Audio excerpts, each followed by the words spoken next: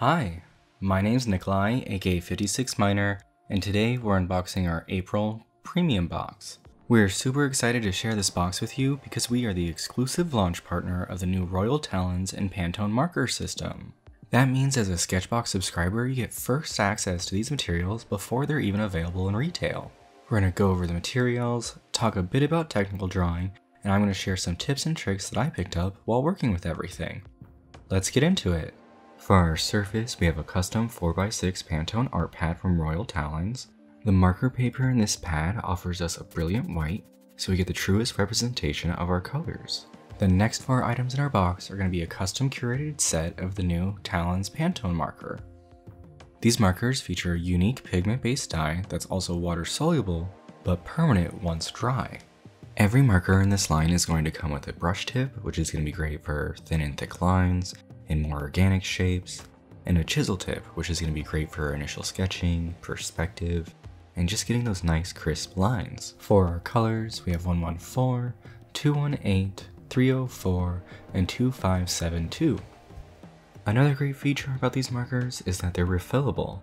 Taking a bit of paper towel, I can pinch off that chisel tip, revealing the marker reservoir, which you can refill with marker ink from separate bottles, which will be available this summer. Now, it's Pantone's dedication to color consistency that makes it such a favorite amongst graphic designers and product designers. So this month, I thought it'd be fun for us to revisit some of those technical drawing skills that we talked about in February of last year. I'm going to start by creating a simple cube, making sure that my lines are parallel, and then fill in some of those sides so that I can start to create an illusion of form and lighting. Now, it's typical of any marker to have some level of streaking, and you can combat this by working quickly and making sure that you really saturate that paper with our ink. Using the blue, I created a shadow side of our cube, and I'll use our purple to create a drop shadow. Thanks to the transparent nature of our pigment, we can actually combine our colors to create a variety of hues. Here I've created a simple swatch chart to give us a better idea of the colors available to us. So to read this chart, we start from the left row. So if we start with our pink and layer our blue, we get this nice purple that's a little bit closer to the bluer side that we see on the shadow side of our cube. And we can create a variety of secondary tones, like taking our blue and our yellow, because it's this really nice vibrant green. The next item in our box is going to be the Grip Eco Pencil from Faber-Castell. Let's use it to explore our other fundamental shapes.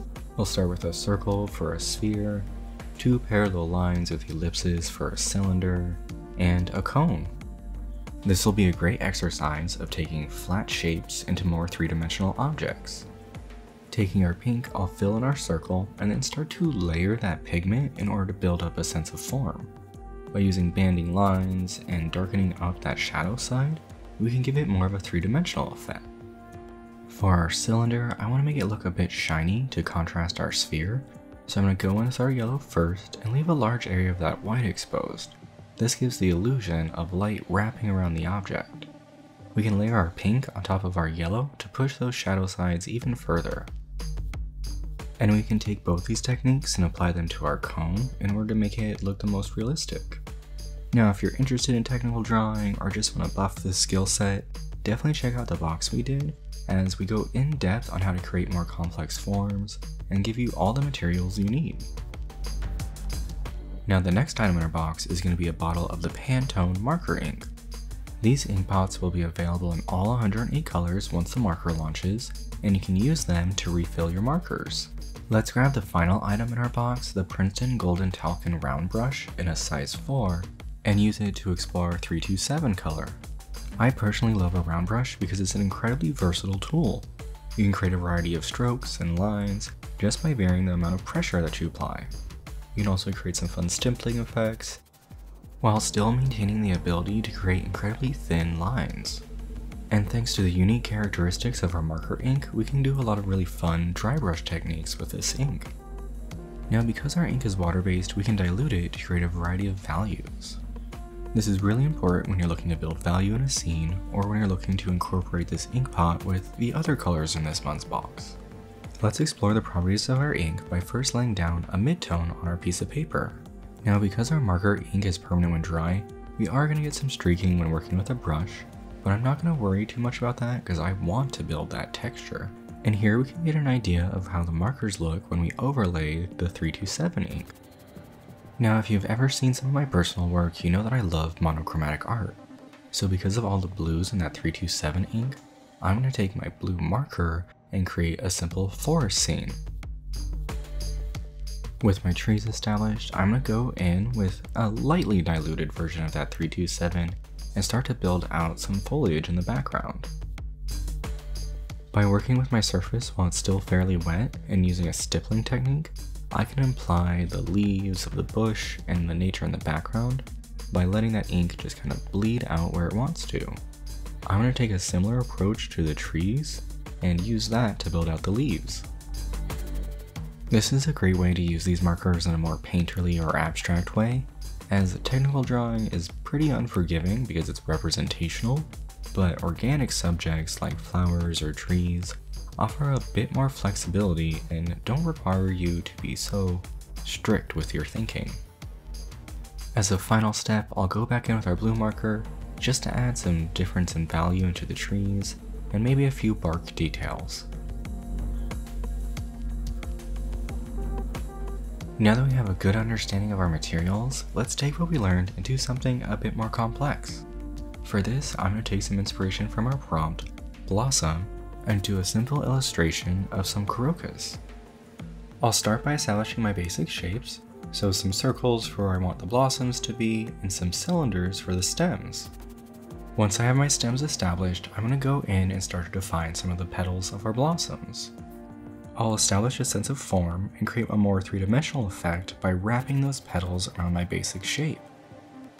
For my blossoms that are opened up enough, I'll go in and make sure to add a stigma. This will act as the center for that flower. Your initial sketch is the most important part of your drawing. It's where you do a lot of problem solving and get everything just right. So take your time with this and don't rush. Once I'm pretty happy with my flowers, I'll go in and erase any extra lines that I have and move on to coloring our piece. I'm going to start with our yellow and fill in the stigma as well as the center of our stems.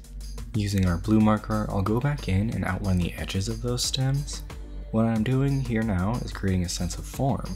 So even though we're going to create a green later on, that blue is going to help those stems look more rounded. Now a crocus can come in multiple colors, so let's do a couple purple ones and a yellow one. For the purple flowers, I'm going to establish the shadow shapes with our blue marker, and for our yellow, I'll go in with our pink. I'm also going to use that pink on our stigma as it's going to bring a little bit of an orange color in. Using our yellow and our purple, I'll go ahead and fill in our flowers, and this is where you can see the really fun effect of those shadow colors blending with our top layer. To further push our sense of form, I'm going to go back in with our yellow marker and add a little bit more depth and value to our colors on that yellow flower, and work a little bit more pink into our shadows on our purple flowers. This will add a lot more dimension to our colors, and we can overlay the purple again so that pink's not too vibrant. Now to work on the stems, I'm going to dilute a little of our 327 color and use it to tone those stems into a really rich green. And we can see that blue and yellow on our stems really help to give us a sense of form. Now you could absolutely just go in and use a 327 for the stem color, but I found by layering our markers first, we get a much more vibrant green than the turquoise of just using the ink straight from the bottle. I am going to use that undiluted ink though for our shadow areas just to push that sense of form. And because all of our materials feature that new Talens ink, we can always go back in and overlay the yellow on top of our ink pot so that back stem matches the front stems a lot better. And with that, our piece is complete. Hope you enjoyed the video, learned a few things, and if you post your work online, make sure you use hashtag SketchboxApril. We love seeing what y'all create each month. And if you want to check out any of our previous videos, head over to our YouTube channel where you can like and subscribe. And I'll see you next month.